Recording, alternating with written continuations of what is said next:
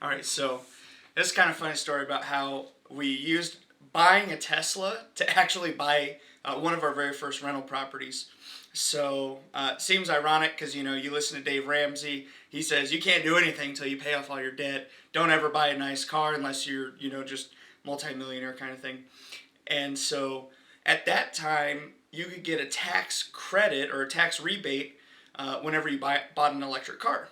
And at the time, it was like $7,500 for the federal tax credit, and then it was like $2,500 for $2,500 for California clean air credit, and then it was like $1,000 for medicine. So it was like $11,000 of credits that you got from the car.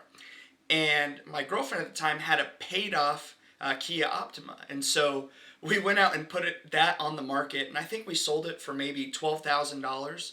So we ended up getting $11,000 in credits, $12,000 from the car. We put $5,000 down on the Tesla, so we ended up, what is that, like $16,000 in cash just from buying a $50,000 electric car.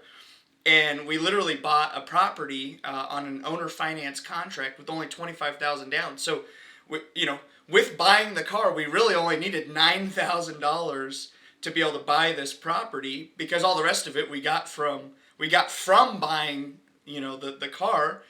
And the funny thing is, when you calculate in the savings that we got on gas, because we went from spending $300 a month on just buying gas, and the house that we own here, when we bought it, the solar was completely paid off by the sellers, so we do not have an electricity bill.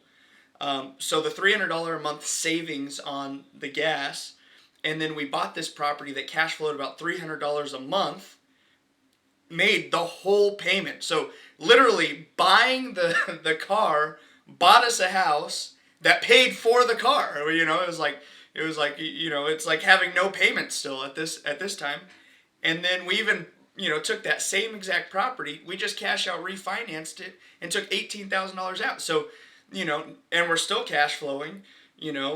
Now we got that $9,000 that we actually put into the property back, and then another $9,000 in cash. So in this one instance, buying the car helped us buy more property. But I do not recommend that unless you have a really good plan in place before that ever happens. So that's a funny story right there.